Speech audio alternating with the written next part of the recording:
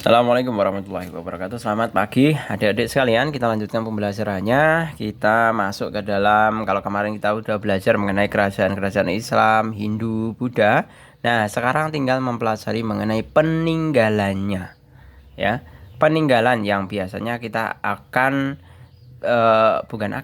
peninggalan, dari peninggalan itulah kita akan belajar mengenai sejarah dari kerajaan tersebut. Langsung saja kita akan mencoba mempelajari pada halaman 119. Yang pertama, isilah dengan jawaban yang disediakan dalam kotak. Nah, ini sama seperti yang sebelumnya ya, ada kotak ya. Kalau kemarin Pak Jul itu terlalu semangat ya. Terlalu semangat, jawaban udah disediakan malah nyari sendiri jawabannya. Seperti itu. Langsung saja, yang pertama, candi dibangun untuk menghormati dan memuliakan leluhur. Dinding candi biasanya dihiasi seni relief atau seni ukir. Jadi relief itu adalah ukiran-ukiran yang ada pada dinding batu pada candi ya. C. Peninggalan kerajaan Hindu Buddha berupa patung batu yang dibuat menyerupai manusia, hewan, tumbuhan, atau bentuk lain. Disebut, nah, ini disebut prasasti ya. Prasasti ya, bisa dikatakan karena berupa patung bisa berbentuk manusia, hewan, tumbuhan, dan bentuk lain. Ini bisa dikatakan sebagai prasasti. Kemudian yang D, peninggalan masa kerajaan Hindu Buddha ditulis menggunakan bahasa Sanskerta. Oh, ini salah ini. Pak Jul tadi kebalik ya. Tulisan pada batu atau logam yang bernilai sejarah disebut prasasti. Ini yang yang merupakan prasasti itu yang E ya. Tulisan pada batu atau logam yang bernilai sejarah disebut prasasti. Nah, kalau berupa patung itu apa tuh ini di sini? Oh, ada arca di sini ternyata. Ya. Jadi ini jawabannya, kalau tadi Pak Jul menjawab prasasti ya, ini yang benar adalah arca. Kemudian yang F, peninggalan berupa bla bla bla awalnya dibuat untuk tempat tinggal raja dan sebagai pusat pemerintahan. Nah, ini kalau tempat tinggal pusat pemerintahan berarti istana ya. Istana. Kemudian yang G, peninggalannya berupa kitab merupakan kumpulan dari bla bla bla yang penting. Kalau kitab itu biasanya menulis tentang sejarah. Kemudian yang H, peninggalan yang berupa cerita dari suatu kejadian sejarah adalah hikayat. Lanjut.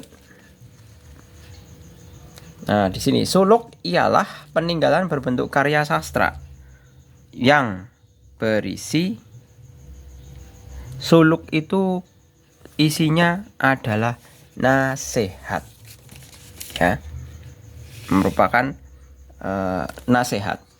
Nah, kemudian bla bla bla merupakan kumpulan kisah peristiwa penting yang biasanya ditulis di atas daun lontar. Nah, itu adalah kitab ya, kitab ya. Kitab merupakan kumpulan kisah peristiwa penting yang biasanya ditulis di atas daun lontar.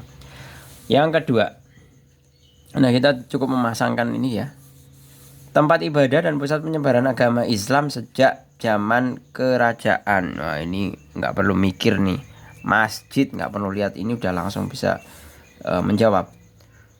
Karya seni yang biasanya ditulis dengan menggunakan huruf Arab adalah kaligrafi. Tempat tinggal raja atau sultan yang juga berfungsi sebagai pusat pemerintahan, istana atau keraton. Kumpulan syair berisi nasihat atau cerita dari dan suatu kejadian sejarah. Suluk ya, tadi udah disinggung ini ya.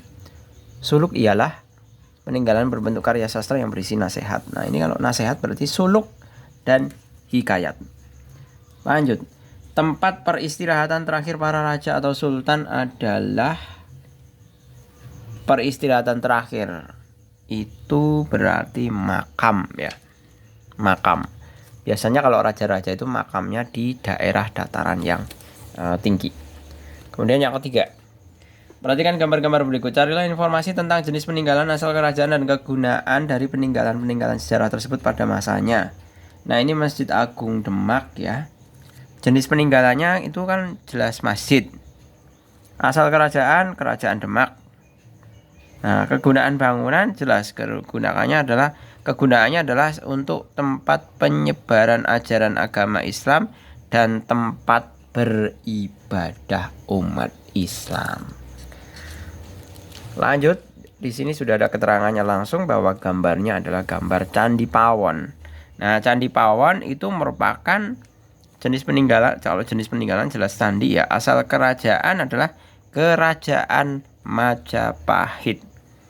Kegunaan bangunan adalah untuk memuliakan leluhur. Seperti itu. Karena pada zaman Hindu-Buddha dulu itu kadangkala candi itu bukan hanya sebagai tempat ibadah ya. Candi itu juga bisa dijadikan sebagai tempat pemakaman. Tentunya adalah tempat pemakaman tokoh-tokoh kerajaan sekiranya yang dianggap penting itu nanti dimakamkan di candi, dan nanti wajah atau tubuhnya itu nanti dipurwarupakan. Purwarupakan itu maksudnya dibuat arca seperti sebagai simbolisasi. Nah, lengkapi tabel berikut dengan nama-nama peninggalan sejarah dari kerajaan-kerajaan di Indonesia ya. Nah, kalau candi itu banyak sekali ya. Ada Candi Prambanan, Candi Borobudur itu yang paling besar. Kemudian ini Candi Pawon, Candi Kalasan, dan seterusnya. Kemudian arca itu banyak sekali ya arca. Rata-rata seperti halnya Ken Arok, Ken Dedes, Pramawardhani, Raja Majapahit itu kalau sudah meninggal itu nanti arcanya langsung dibuat. Seperti itu sebagai sebuah penghormatan. Nah, itu contohnya. Kalau masjid itu jelas ada Masjid Demak ya yang paling terkenal. Kemudian karya sastranya adalah contohnya adalah beberapa kitab itu.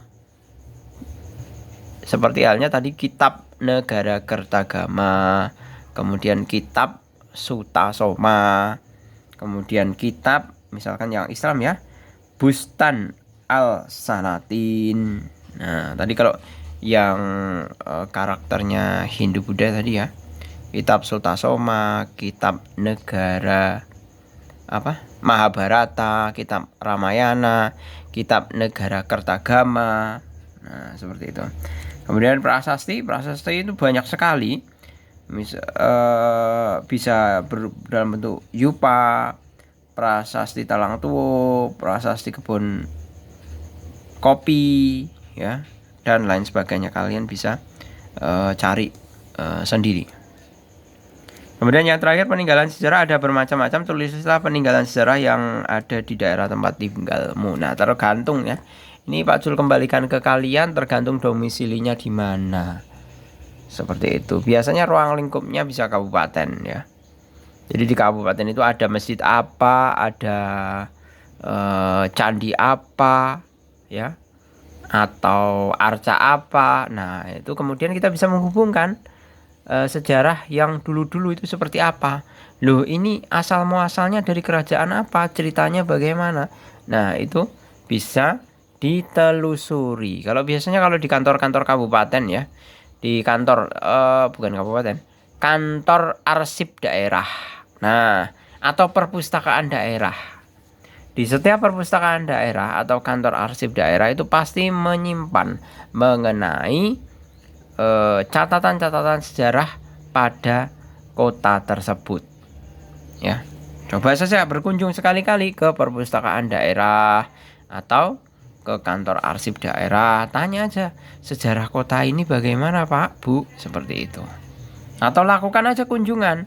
Jadi rame-rame seluruh anak SD melakukan kunjungan ke perpustakaan daerah atau di kantor arsip daerah, itu boleh sekali.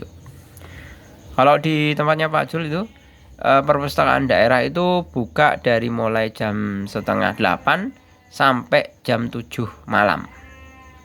Seperti itu perpustakaan daerahnya. Oke, gitu ya. Saya rasa cukup, semoga bermanfaat. Terima kasih. Selamat pagi. Kita lanjut pada latihan akhir bab pada video selanjutnya. Terima kasih. Selamat pagi ya. Assalamualaikum warahmatullahi wabarakatuh.